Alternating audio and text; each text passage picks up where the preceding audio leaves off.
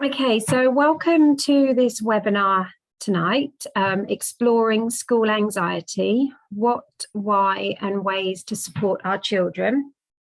My name is Jolene and I work for the YMCA as a mental health trainer and also as a counsellor to adolescents. And I have got Laura, who also works for the YMCA. She's supporting tonight and she will be available to answer any questions that you might have. If you want to pop them into the chat, she'll be monitoring those. Absolutely. And obviously, Laura, as always, feel free to interrupt me as Will we do. go. Okay. Yeah, definitely. And we've got the question and answer section as well that people can use. Yeah, at the end. And then we'll also pop in, right at the end, we'll pop in a little survey monkey for you to, if you could fill it out, would be really helpful to us to know if the webinars are helpful and what we could do better as well. Okay, so welcome everybody and thank you for joining us on this Wednesday evening. So as I say, we're going to be exploring school anxiety. There are different names for it, which we will also go through on the webinar, but school refusal, which we don't love that term, do we? So, but it's a complicated and distressing experience of parents and children. So this webinar aims to provide a basic overview of the subject because it is huge. And it will look at shared factors that underpin school refusal, as well as how parents inadvertently can make the situation harder for their child. We'll also explore when to seek further help and simple steps that you can take in the early days to support your child attend school with a minimal distress. So it's suitable for parents of all ages. And as we said, there'll be scope to ask questions and explore aspects that are important to you. And then we will send out slides after the session. So please feel free to put your fears and hopes into the chat. And there's also and feel free to share any links if you think it will be helpful to others as well. So I can see Matthew has raised his hand. Can you see that, Laura? Oh, you're on mute, Laura. Thank you. I was on mute. I will. Hang on. Let's get rid of the poll. I can't see Matthew because actually, here we go. Let me open the gallery up. Matthew, hi. Sorry, Matthew said, will we get a recording alongside the slides? Yes, we will. Yeah. Sorry, apologies. I thought, yes, absolutely. And while I'm talking, Jolene, your keys are quite loud, so just be gentle with your fingers. Oh, because of the microphone? I think so. Oh gosh, shall I turn it back down again and then just make sure I'm close to the screen? Yeah, maybe. Yeah. So that everyone knows, all of these webinars are actually available on the YMCA Trinity Group YouTube channel. So there's this one, but there's also the other 4 that have been in this series and a few more that were funded by a different funding stream a couple of years ago. There's another one there about resilience, about working with anxiety in our children. So there's getting there to be quite a range now. So please do go along and have a look at that YouTube site as well, because that's what we'll send the link out to. All right, is that okay? Thank you, Laura. Okay, so just let me know if I do go quiet. Okay, so this webinar is designed to equip you with tools and knowledge of how you can help yourself and your child. It's non-judgmental, so please don't berate yourself. You're doing the best with the skills that you have, and it's great that you're attending the webinar tonight to add to your toolkit. So please be aware that these guidelines are generally aimed at neurotypical children.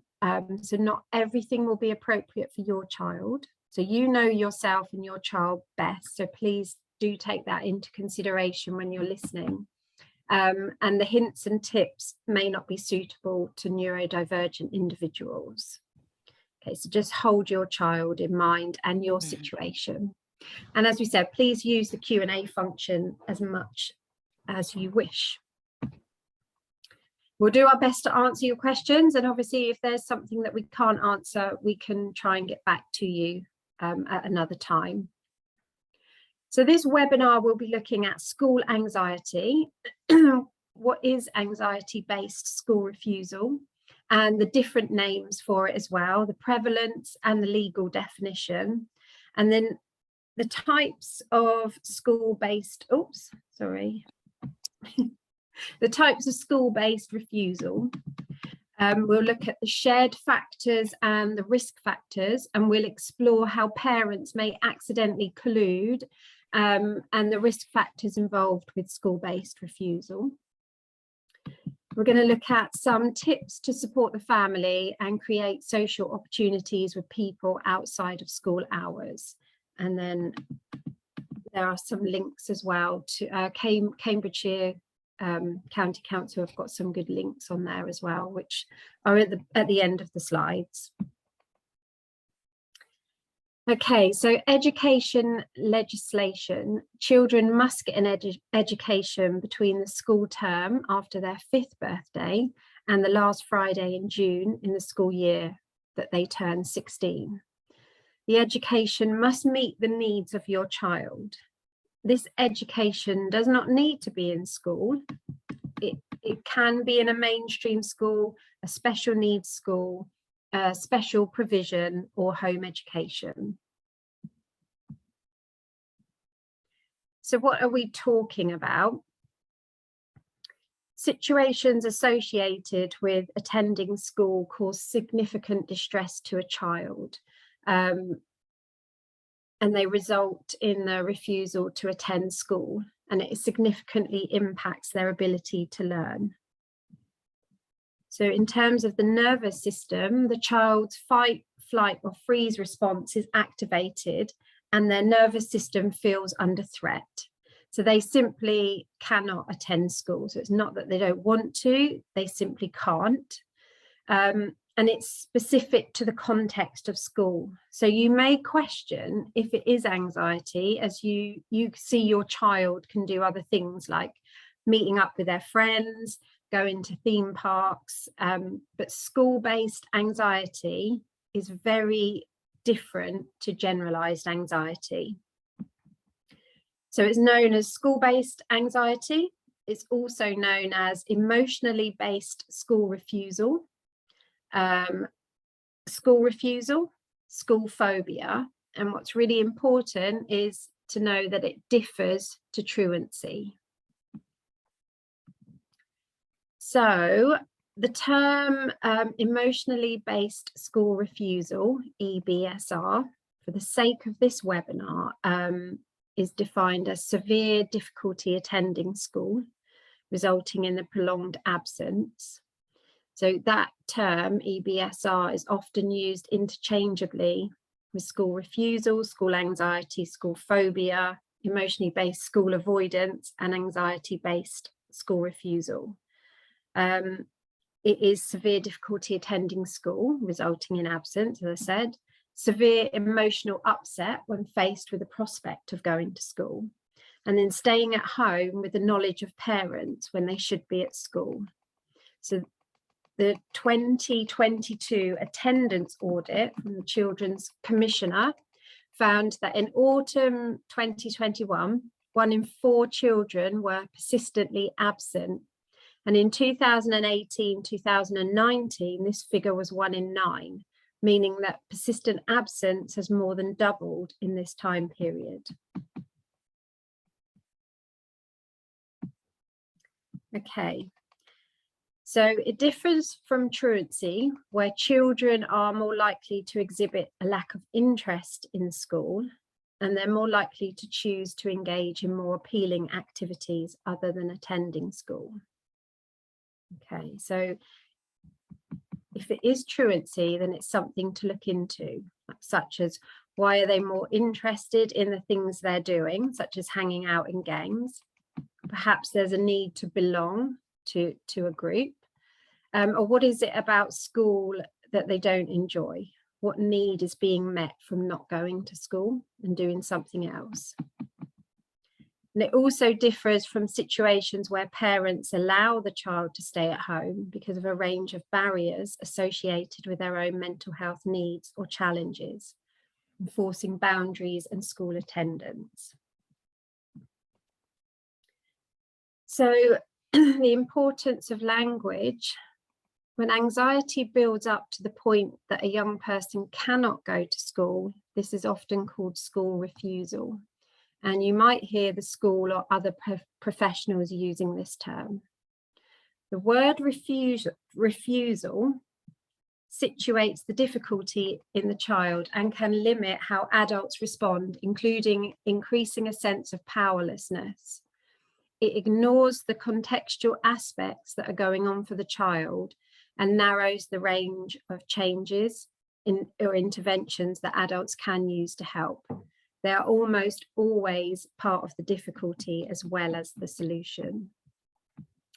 So it implies that refusing school is a choice, and you may prefer to use terms such as emotionally based school avoidance or anxiety-related absence. So rather than school refusal, the term EBSA recognises that this avoidance has its roots in emotional, mental health, or well-being issues.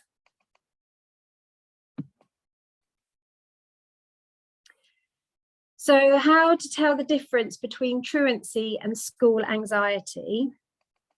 They can be co-occurring, but school refusal is a lot more than complex than truancy.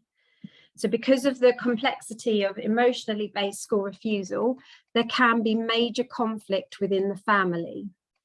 If families don't understand what their child is going through, then it can be met with a lot of frustration and a battle of wills.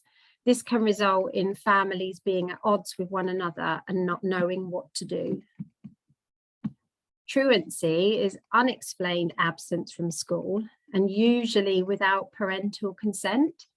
There's always a reason as to why a child skips school. However, it may be due to liking something else better, struggling academically, or avoiding situations that are difficult rather than a fear or anxiety.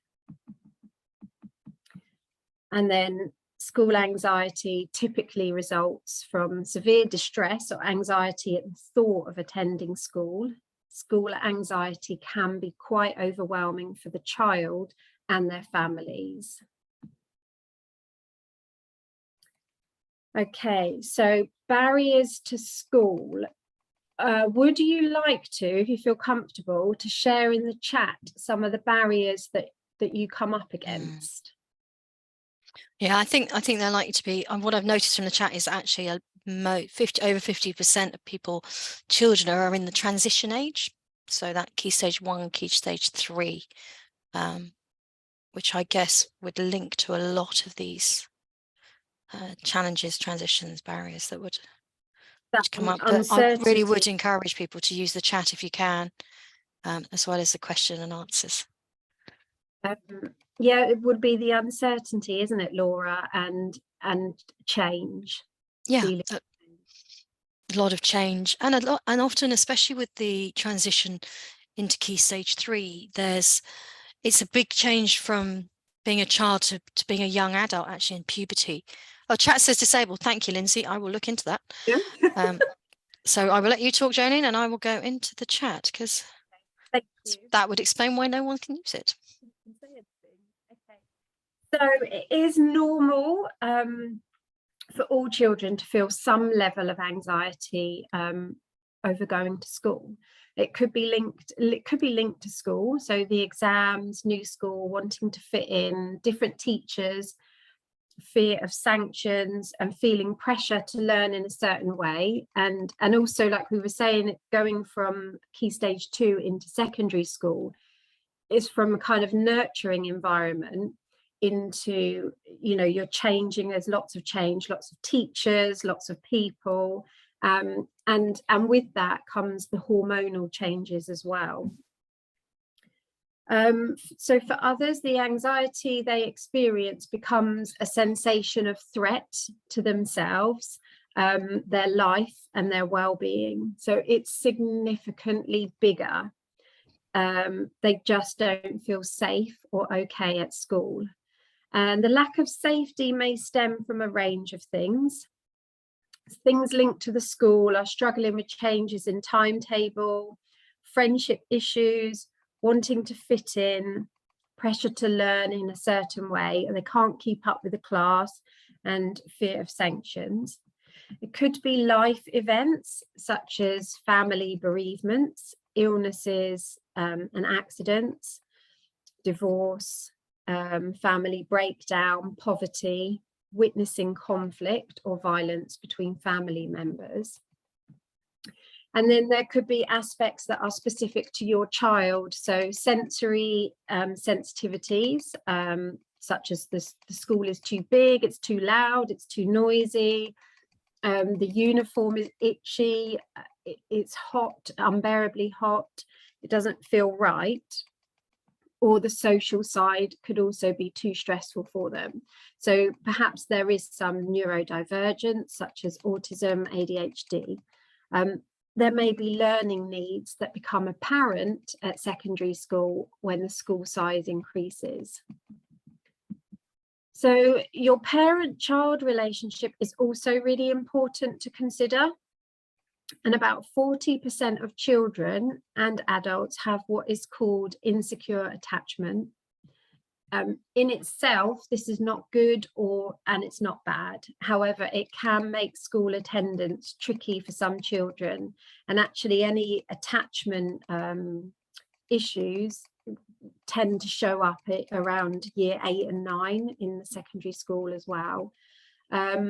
So if this is the case, there are many things that a parent can do to support their child, one of which is take time to reflect on your own experience of school, and how you were parented, and how this then influences how you respond to your child and their distress. So children want to feel safe and they want to feel okay. And in some situations, they become very reliant on the presence of a parent to do that, to feel safe. In other situations, the needs of the parents or family are picked up in the child, and they worry and they want to be with the parent and care for them and so on. So being at home may reduce conflict, or the child may think that the parent can't cope without them, or they might be worried that you aren't going to be there when they get home from school. So these are rarely conscious thoughts, but they do drive a child's behaviour. So it might be that you're going through your own struggles and you just don't have the capacity to help your child. So could it be that your child is giving you comfort?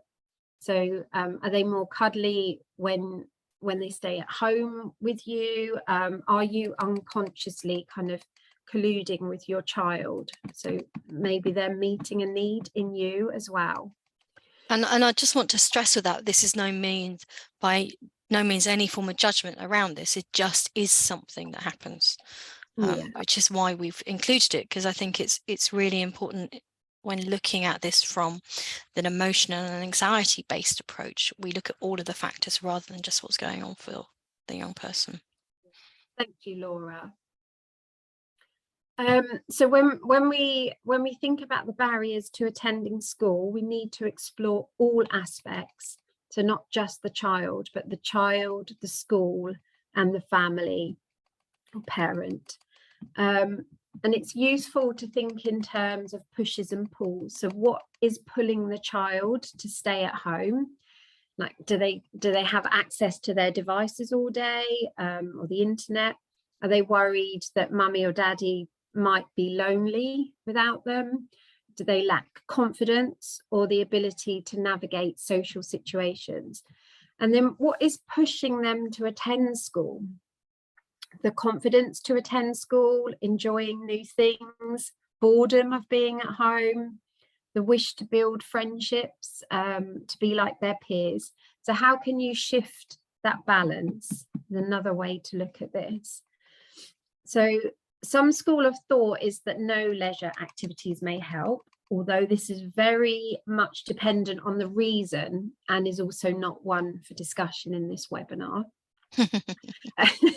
Or you find out what helps motivate your child. So actually, let's just clarify, when we say no leisure, I'm just trying to remember, we're talking during the school day.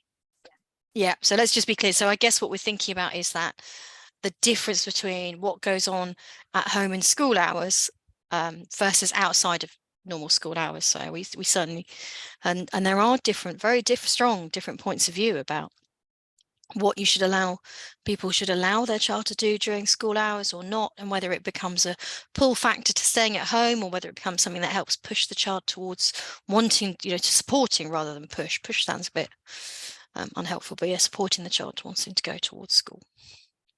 And I think as well, as you say, it's very unique to each family, isn't it? That yeah, hugely.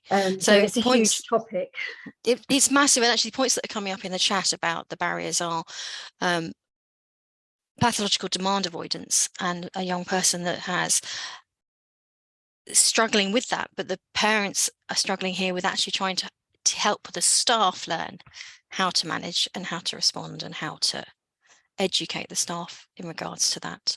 And then another point here about sensory processing, and actually the challenge for a young person to go into an organisation that's very loud and very overstimulated, and how, whilst academically he's doing well, but actually because he struggles with that, he feels stupid, and that's not going to encourage anyone to want to go to school. So we'll carry on with these themes as we go through. So it can be useful to consider your own relationship to school, as we said earlier, like how was it for you? What are your thoughts around school, and are they coming into your child's experience? So is this situation bringing up anything for you as well? So when anxiety takes over, when stress overwhelms your child and every day they are anxious and not able to go to school, this becomes exhausting for both of you. And it's a fight, flight or flight response linked to our nervous system. It's stressful as you try to help your child manage their feelings whilst juggling other commitments such as other children, getting yourself to work, for example. So you might see behaviours, which we're going to come on to in the next slide, only presented on school days. So this can be very confusing, like why are they happy to go to their friend's house? Why is it only on certain days they show this behaviour? Why aren't they like it all the time? And these might be some of the questions you've got going around in your mind. So I'm going to talk about the cycle of anxiety here, and Dr. Pookie Knightsmith, if you have a Google of her website, she has got some amazing resources all based around this. And this is her cycle of anxiety. So your child has anxiety about school. So they avoid school. So we're in the avoidance. So this gives a brief feeling of relief. However, anxiety then quickly grows. And as we know, we can't avoid the thing forever. So we're back to feeling anxious. So it is one kind of vicious cycle. So if we can, we want to avoid avoidance. So each time we avoid doing something, then it makes it harder to do it again the next time. So the anxiety keeps on growing. So instead of avoiding, we can support. So we can find out what our child needs, and we can work together with our child and with the school to put in relevant accommodations. And together we can take small steps to prevent negative experiences. So it doesn't need to be big, it just needs to be small steps, showing your child that they can do this and they have your support. And I think it's really fair as well to say that this anxiety cycle can also apply to parents. I would say probably in the maybe half hour, 5-10 minutes before trying to get their child to go to school. you know, and I think there is, we will talk a bit more later about, you know, what it's like as parents to be around our children when they're distressed and how we manage that. But definitely, you know, speaking from experience, I know there was times when my daughter was anxious about going to school, and I would be anxious about her being anxious before we anxiously left the house. So, you know, it does. It does, because you get anxious the night before as well, don't you? What's the morning going to be like, and are they going to go? And it's there all the time then, isn't it? Yeah. Thank you for sharing. Establishing a trusting relationship is important. So some young people might feel that they're letting their parents down, so they may not open up and explore their triggers with you. But having a trusted, emotionally available adult can help the child open up as to what's going on for them. And it is useful to look at what the young person's avoidance behaviours are. So what anxiety might look like. So I'm going to invite you, please, to share in the chat some of the signs that you see happening. I'll be a little bit aware of time, actually. So shall I leave that you go? Yeah, pop them in the chat. Absolutely. Pop them in the chat, and then let's bring up the ones. And if you see anything, if you have something that you don't see come up, also pop that in the chat. But you're right. Let's crack on. So I've got snapping, headaches, stomachache, feeling sick, not sleeping, irritable, quiet, picking arguments, not getting up, upset, constantly checking things over and over again, checking your bag, checking your lunch, checking that you've got everything, angry, feeling low, not enjoying activities that they used to, and asking lots of questions, so they're reassurance seeking. And actually the one thing which we hadn't put on here, which has come up, which is that fear, just absolutely being scared. They pretty much echo the ones that have been popped into the chat. So you might see temper tantrums. Your child might become clingier. You turn around and they're just there wherever you go. Or perhaps they're asking you to do more for them as well. Or they're not cooperating. They're all signs. They may run away from home to escape going to school. Perhaps they're more physically or verbally aggressive. They might refuse to leave the house to go to school, or they might refuse to get ready for school as well. Generally, they may stall or put up obstacles for getting ready to school. Showing signs of fear about things that didn't used to bother them. They might be feeling tired all the time, having somatic experiences such as tummy aches and headaches, and generally a low mood to the point of suicidal ideation. So it absolutely echoes this, and actually I think we need to come back later on about sleep till 1 at the weekends. And there is definitely a shift in teenage years, which can aggravate getting up to go to school in the morning, but it's tricky it's worth unpicking whether that's due to being a teenager and falling asleep later, or whether it's linking to wanting to sleep in to not have to go to school. But we'll come back to that. There's such a crossover in that, isn't there? Yes, completely. Completely. So let's move through these fairly quickly. I think you're right about time, and then start looking at some a bit worried. Strategies. A bit anxious, so I'm going to avoid the slides. I'm joking. So EBSR can result in complex presentation of both internalizing and externalizing behaviors. They might include becoming more self-conscious, so their uniform doesn't look right, their hair isn't right, they're spending more time on their makeup, not wanting to be seen, walking with their head down. And then there's generalized and social anxiety, so they're afraid of what others think, or what others might think or say, and they're not wanting to go out or do things that they used to enjoy. So showing signs of fear about things that didn't used to bother them, feeling, we've already had that, sorry. Do you know what? I wouldn't read through them all. I think we'll just show the next two, and then because we'll send them out. So we're going to send out copies of the slides, and so I think we can, and again with this we can just skip this and move on to the next one, I think, but I can't control your slides. I'd have a quick one on this because I think this is quite helpful. So I think just because the behavior that you might see, such as anger, sleep issues, defiance, over planning, are all kind of secondary to what the feelings of anxiety are underneath. So I won't spend ages on it, but it is definitely a good one to have a look at.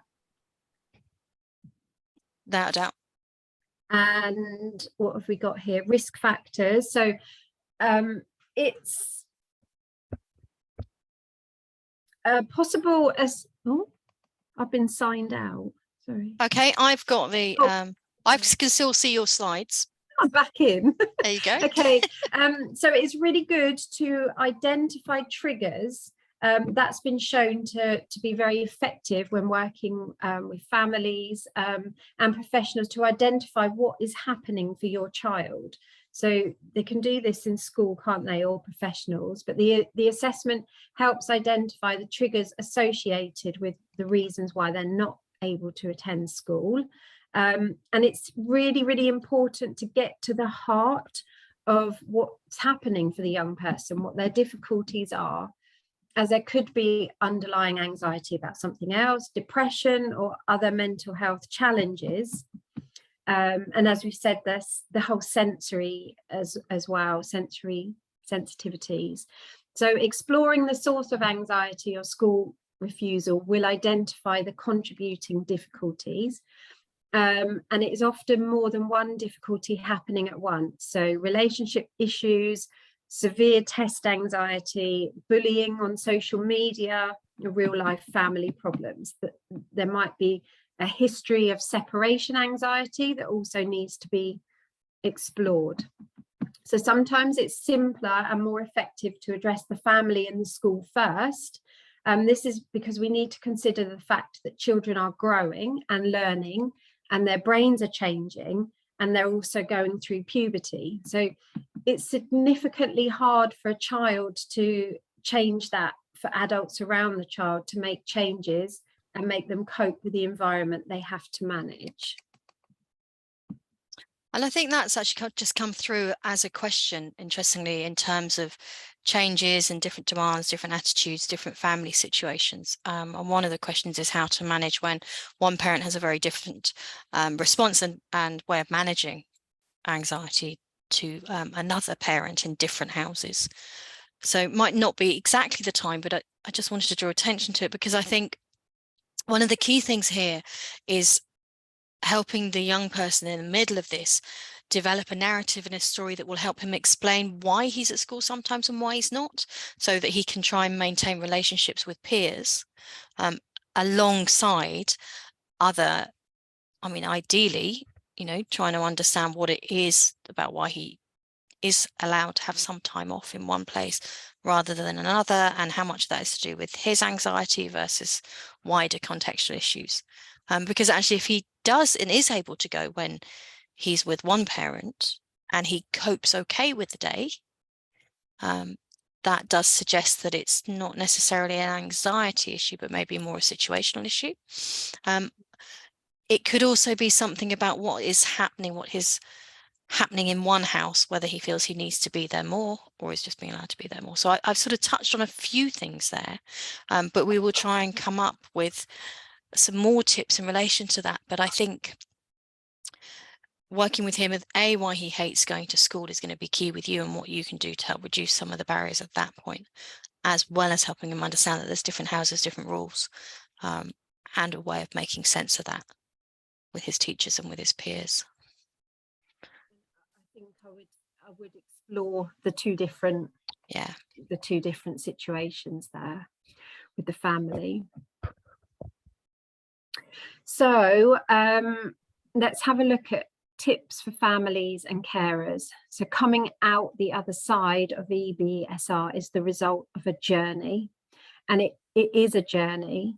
It's not something that changes overnight. So we're going to share some tips and strategies for families to try at home.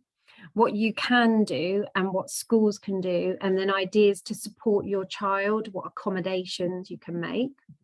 We'll also look at ideas that can reduce the risks too. So in an ideal world scenario, spotting things before they happen. And then finally, what to do when your child when school just doesn't work for your child. So let's have a look.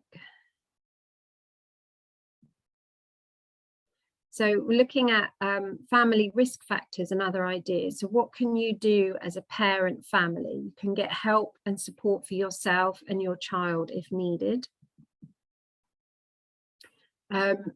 Be supportive, focus on your child's mental health and well-being. So let go of expectations and demands and focus on your child's health and well-being, not the behaviour.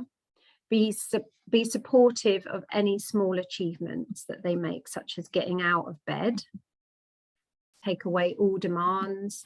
Getting out of bed is an achievement, and for some young people that can take all of their energy. So that's actually huge. Let them talk to their friends. So keep their social pathways open, as that will help them develop the skills they need in the long term, and it also reduces social isolation. Encourage them to do things that help them relax. Such as spending time with friends and family, listening to music, going for a short walk, playing sports, baking, drawing, or watching their favorite film. This can be outside of school hours or as part of learning at home. And then talk to school as much as you can and gain as much support as you can. Be honest and keep all communication open. So reflection on your part. So parent or carer, self-reflection is helpful. So you can acknowledge how you feel about the situation. What was your experience of school? How you're communicating with your child about school, and yours and their experience of it. Okay. Your health and its impact. So this might be uncomfortable or seem irrelevant, however, it is worth it. Our children pick up many unsaid messages from us over time. From our school experience, it is okay, I hated school too. And just think about what you're saying. And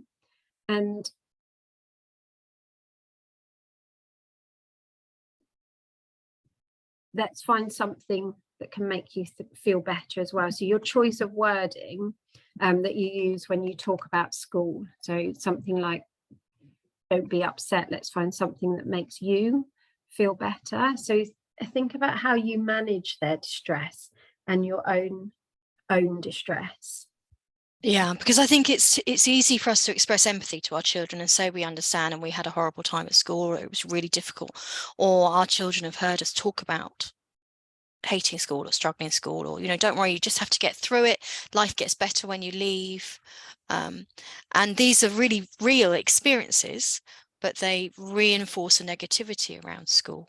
So trying to get that balance between honesty and sharing what you did feel with a sort of a slightly more optimistic view to support your child is really key. And that's the same about when a child is distressed. We don't just want to make our child feel better. We need to know whether their distress is part of their learning. We all have to get upset about things sometimes and then learn a way to cope and then move on. And it's about gauging how much distress is okay before you take them away from that situation.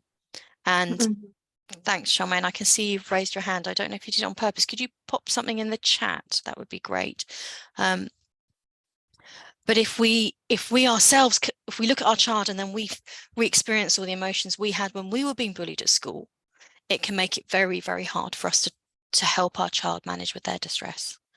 So that's kind of what we're trying to unpick a bit here. But do stay on after 8 for the question and answer half-hour section. as well, Laura, it's that our words can become their words, can't they? Not necessarily their experience as well. Yeah. But you know, acknowledge your own fears as well, like we spoke about earlier, and notice where you are in the anxiety cycle as well. Yeah, absolutely. And I just want to reply, you know, we're giving thanks, Charmaine, giving responses here based on you know, our knowledge and our experience. So please, if you don't like what we're suggesting, fair play. You know, and that makes sense. Yeah, Okay. basically. Yeah. But please share your thoughts in the chat with us. Yeah. Okay, some practical steps. Okay, so if your child can't go to school at the moment, this can be incredibly stressful for you and your child. So we really acknowledge that. And you may begin to worry about their education, their mental health, and their future. You might be worried about your own job and how you will manage to juggle all the responsibilities. And, you know, what if they end up homeschooling, how you're going to do that as well. So following this plan may help you feel secure in what you're doing, in that you're doing everything you can. And it might also help assist with your own anxiety as well. So be supportive of your child and let them know that you're alongside them and you're trying to understand what they're going through and why they can't go to school at the moment. So keep a learning routine going at home as much as possible. Encourage your child to get up and do some studying, whatever they can manage. Have lunch and maybe keep to the school times as well. I think this is quite a nice way of distinguishing and helping your child distinguish that the school day does end and then home life begins, and vice versa. So I think that can be helpful. And I think there was a question earlier about how do we validate our children's feelings, but at the same time try and encourage them to go through. And I think this is also quite a nice way of doing it, because you're validating the importance of a routine, of school, of learning, but at the same time, on a day that they can't go in, you're validating the stress or the struggle that they're having. There are different ways of validating your child. So we'll talk more about that in a bit as well. So provide evidence as to why they aren't in school. So be honest with school and explain that it is due to anxiety. So don't just say that they're ill or they've got a tummy bug or that kind of thing. Like, be honest with school. And if you need to visit your GP and get a note, or you can get a note from a mental health professional if they just aren't able to go to school. Keep a record of actions that you and the school are taking to help get your child back into school. So this is really helpful if your child goes back to school and they do need further support, or if they need alternative education provision. You've got a record of all the actions that you've taken. And spending time on screens, again, I'll briefly apologies for the typo. We won't go into details, but okay. My fault. Okay. So spending time on screens, connecting with friends can be important, and it is also a way for some children to regulate as well. And it's a way of them keeping in touch with their peers. However, if you do notice that they're spending more and more time on their screens, instead of spending quality time with family, or learning or eating together or sleeping, then you might need to help them balance this out. So there's some really good resources around that can help support screen time and gaming. And so again, that's kind of, there is, and actually, you know, you can build in screen time, but, you know, limit the websites they're allowed to go on, or, you know, so you can have screen time, but it's got to be BBC bite size. You know, there's a whole range of different ways to think of that you can help not, yeah, and to get a balance between respecting and validating your child's feelings, but not making home too nice that they don't want to try and leave at the same time as well. But we also So your local authority must provide alternative. Your child is of compulsory school age and cannot attend school over a longer period of time. I believe it's 15 days. The local authority should provide an alternative as soon as it's clear that your child will be away from school for more than 15 days, either consecutively or over time. And then make a plan of how to manage your work, getting other children to school and how to juggle other responsibilities. Be consistent in what you're doing. And reduce the stress that the situation puts on you if possible, and ask for help. Okay, so this is a bit of a squeeze, but it's quite a nice one to think about how you reframe the behaviour. So remember the phrase by Ross Greene, which is children will do well if they can. So listen to your narrative that goes along with their anxiety, and instead of berating yourself or your child, maybe reframe it, become curious about what is preventing them from being happy in school, what's going on for them. Provide them space for them to share their inner thoughts with you. Perhaps, as we've said, your own experience of school is getting in the way, it wasn't nice for you, and you're assuming that your experience is the same for your child. Perhaps you didn't enjoy school and you are desperate for your child to have a good experience. So try to establish what belongs to you and what's going on for your child. So, or maybe you have things going on in your own life that means you don't have the energy to help to give your child that extra support. But that's a really lovely reframe there. Okay, so some tips for parents is to be kind to yourself. This is unknown territory, so be kind to yourself. You might not know what to do, and that isn't your fault. What you can do is to be supportive, and maybe create some calm phrases to use in stressful situations. I think that's really important, because actually this is not anyone's fault often, and the rate of anxiety in school and young people has risen. I think it's almost doubled since COVID. There's been big shifts. And the kinder you are to yourself, the less your tension and frustration and emotion will come out with your child, definitely. And I did just tell Jolene I wasn't going to interrupt anymore, so apologies. No, that's okay. Go ahead, Laura. Interrupt away. I love it. So yeah, so create calm phrases to use in stressful situations. Put aside non-urgent tasks. So maybe the house doesn't get tidy this week. Maybe it is a week of frozen meals, but try not to put too much pressure on yourself, and find some time to do things that you love, such as going for a walk, gardening, talking with your friends, just taking some time away from your worries. So be consistent.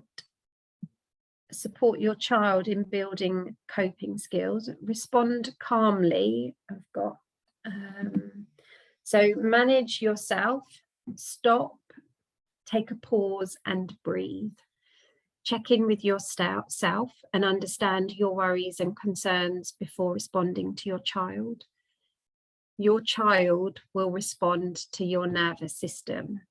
So it's important that you're in a calm place in order to support your child.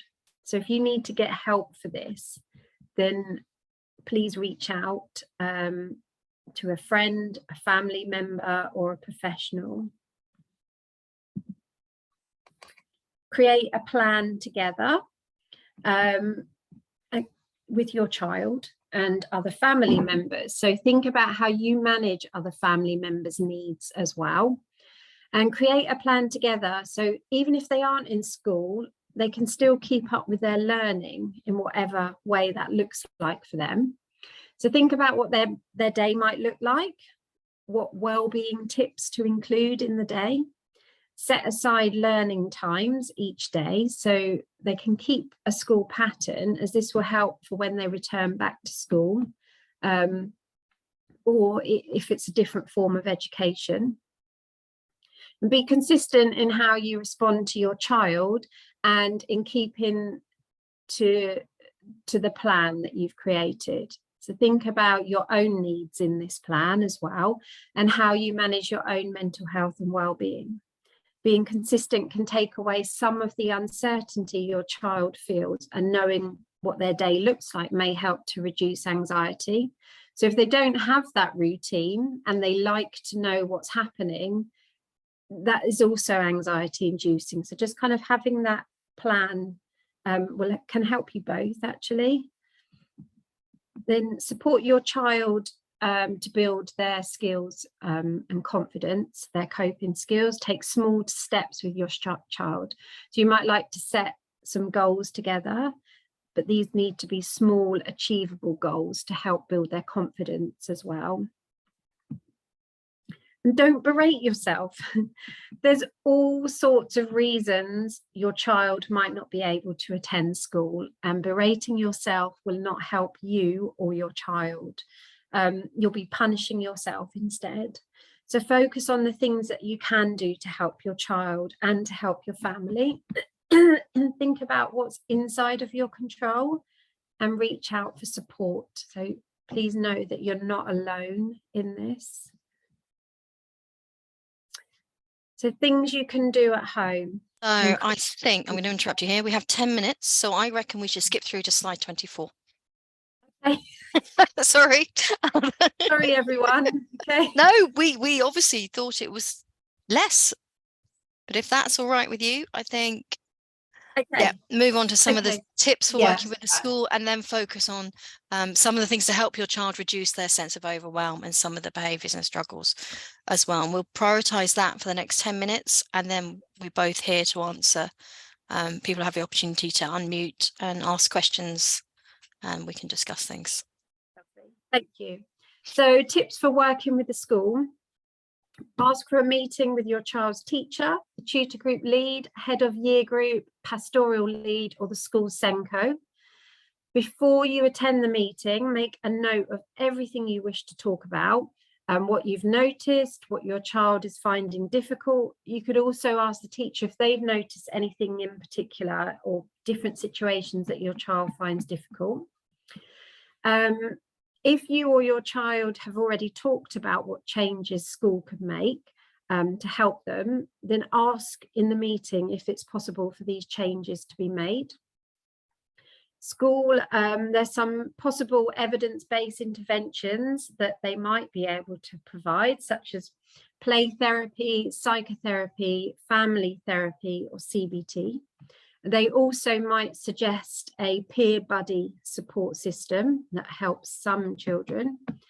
When you're in the meeting, take notes in the meeting of any changes that you're going to try at home, and also that school can try. You can ask school to formalize this in an education plan.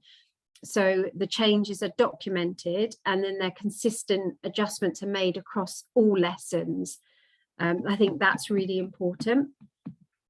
And then arrange a time when you can check back in. So give sufficient time for your child to begin adjusting to the changes, and check back in, see have the changes been made, are they working, what is working, what isn't working. And then if you don't feel you are being helped, then arrange to meet with the head of the year, head teacher, or you can escalate to the governors, the Academy of Trust in the local authority. And there is also the SENDIAS team as well, so that if you believe that the school is struggling to recognise special educational needs or sensory issues, the SENDIAS team can be really, really helpful. And I think that one of why I thought we should focus on these trials is it can be difficult for the school to see what a parent sees, and it can also be very difficult for a parent to see what the school sees, because sometimes the anxiety lessens throughout the day and the school see a different side. And also some of our young people, they mask it well. They do what they want to do. and they act efficiently. Brilliant. Yeah, that's quite often that Coke bottle effect, isn't it? That they're okay all day at school, and then they explode at home, and that's what school don't see. So tips for working with school. So if your child has had a period of absence from school, you can create a school reintegration plan. So again, there's links there to some really great resources you can access for free. So you can set in your school access plan, it might look something like this, where you can set small achievable targets, such as visiting the building outside school hours or attending one lesson. You can request a home visit from school staff member, so your child can check in while feeling safe. See that school cares and discuss any strategies that might help them. You could ask for a reduced timetable with regular reviews to discuss building it back up at a manageable rate. Discuss changing classes or sets if your child thinks this would help. And then you can also focus on the qualifications needed for what your child wants to do. So if they are in that exam GCSE, it might be that they drop a less relevant GCSE to reduce their stress. Okay, so what you can ask for, flexible start times, meeting with a friend, a safe space in school, exit cards, flexible reduced timetables, visual timetables, and written instructions. So ways to self-soothe, you can share your own as well if you found any that help, is incorporate movement, like wall push-ups for that body feedback, transition objects, transition staff buddies. This is in school. Well, the transition objects, I'll just expand a tiny bit on that, because that's often thought about for the Key Stage 1 young people. And there's lots of different things that people can do. So your child can take something from home and they keep it in their pocket. So it helps them remember the whole way through the school day that they are going home. Some might be a particular band by their wrist. I personally used to put loads of kisses in my daughter's little finger, so that if she fell over or she needed a hug or a kiss, she had them. I know some parents that have written a smiley face or a little cross on the palm of the hand to help the younger children remember that. And I think it's important to say that actually those things can be really useful for older kids too. So, school uniform becomes an issue. A transition object, take your own hoodie, put it in your school bag when you're in the school. But if you want to get out a break and it feels comfy, you can, be subtle with it, or decide whether actually, do you know what? My daughter wearing a hoodie to school is the least of my issues. And I'm going to tell the school that this is what makes my daughter feel comfortable. And if she has to have a hood up as she walks around school to enable her to get through the school day, that's all right. That's her transition object. That's her way of coping. So sensory management tools, ear defenders, thinking about different fabrics. Cold water is helpful, isn't it, actually? Yeah, not throwing it at them, just having a drink. Well, yeah, just kind of patting it on their face as well is helpful, isn't it? Yeah, can be. Wash it under your wrists. Yeah. With permission. Having clear timetables, a routine to show the progress through the day and also the passing of time as well.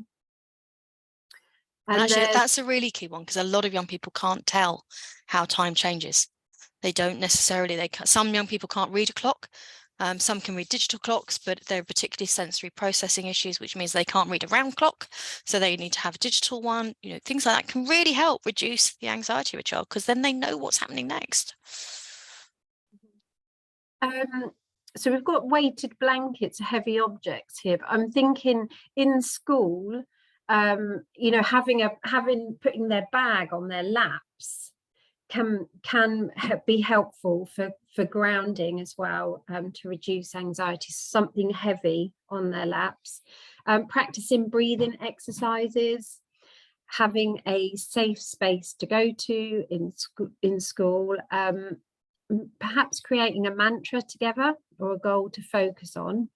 And then we also have this audio guide of the process. So I know Laura's yeah, so this is something that bear with me a minute, came up with a child who was very distressed and very much struggling with the journey to get to school, and would find that the anxiety would build throughout the journey. So his parents made an audio recording so the journey was 25 minutes or something, and it had a certain number of set songs. And so, you know, one song would be the journey out to the bus stop, and then there would be a bus stop. And you'd also have someone saying, okay, so now you've walked to the bus stop, you've just got to stand here and wait for the bus. And then he'd get on, you know, he could stop it. And then when he got on the bus, you can listen to this song on the bus journey. And then when you got off the bus, you're going to turn left and walk down the road. And it became a way of distracting him and reducing his anxiety of what do I do next? What's going to happen next? As well as cutting out all the extra sound. And also giving him a guide of how long it was going to take. So it was built up over time, but it meant that he went from not being able to leave the house to actually getting to the school gates and going into school. And then tips for at home. So listening to calming music. I'm not going to go through this because you can read that yourselves. Yeah, and I think allowing space from explosions when you get home as well is quite helpful. You know, full on exercise release, so that if they've made it through the school day, coming home isn't stressful, because they will go slightly manic and overwhelmed. So then there needs to be space for that without them getting into trouble or helping them manage that. And that could be like throwing cushions or wrestling in blankets, anything like that, to kind of process the all the hormones and the cortisol, isn't it, that's built up through the day. Okay, so I'm going to be quick now because we're kind of over time, aren't we? In an ideal world, we want to prevent this happening. So there's 3 key steps for emotionally based school avoidance, which I'm going to talk about quickly here. This is what would happen in an ideal world. It's a good plan to follow if you start to notice that your child is becoming anxious about going to school, but at the moment they're still attending school. So you can work together to prevent this emotionally based school anxiety. So find out what makes your child feel safe at school. Think about some ideas together about having a sense of belonging, that they feel they're part of something and they're not just going to school because they have to. Think about their purpose. What is the reason that they're going to school? Does school matter to them? What do they care about? And then think about success. So having the feeling that they can do this, they can learn and be successful, and what they want to, they can be successful in what they want to, and in happiness, and that's going to make them happy. And I think, yeah, no, I was just thinking about that. And I was thinking that one of the things you can do, if you have a child who has sensory needs or struggles to articulate what they need to a teacher, helping them design a little card that means that they can pass it to a teacher. And it might say on it something like, I feel like frogs are jumping in my stomach and I need to move, or I need to walk, or I need to step out of the class. Or a little card that says, I find it really hard when you tell me what to do, and I need you to ask me to do things in this way or in that way. That gives them a little bit of empowerment, but also educates the school and helps the school with consistency. And if you can get the SENCO or their teacher to do it with you, so they can spread the word that, you know, Sarah finds X and Y difficult. So if she gives you this card, please follow the instructions on it with her. That's actually been, I used in secondary school something like that. It's called a passport about me. And nice. And also, you know, and it also tells the teachers like things that the young person loves as well. So it's not just like they're struggling with this and this, but also actually I really love English, or I love it about this teacher, how they teach me, or if I'm starting to move a lot in my seat, it means that I need to move and I need to get up and walk out.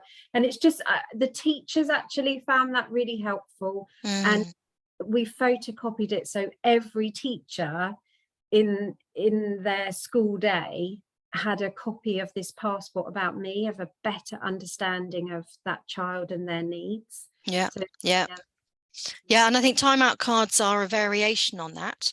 And I think what I like about the passport is it becomes because there's a risk that timeout is still got such a negative thing that you can't cope, you've got to have timeout, and it's really hard to shift that perception. Because I think actually, it's the same with anger and with negative behaviors. In a way, it's I need timeout, or I need more help from you to be able to stay here. I sometimes think it would be a kinder way to, it'd be nice if we could waive these ones first before they need the timeout card.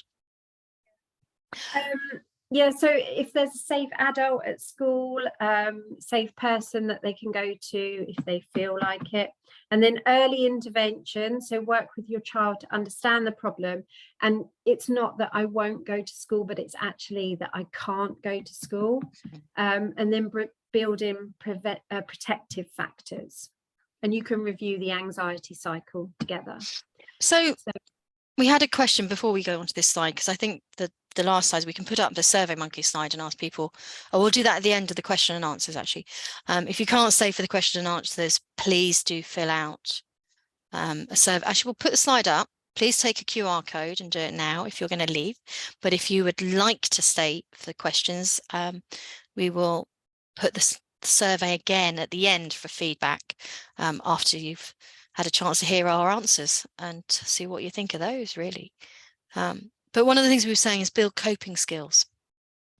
And I think building coping skills is a lovely way to approach any situation where somebody's anxious, because it's about trying to balance, and anxiety comes from experiencing emotion and situations that you don't feel equipped to deal with, so that you feel overwhelmed by it.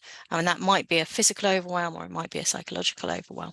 So I put an answer in the chat about coping skills, but it can be things like helping them find their way around the school if it's a transition, or allowing them to transition more slowly, or teaching them how to say to the teacher, I'm feeling really anxious, I need to sit down.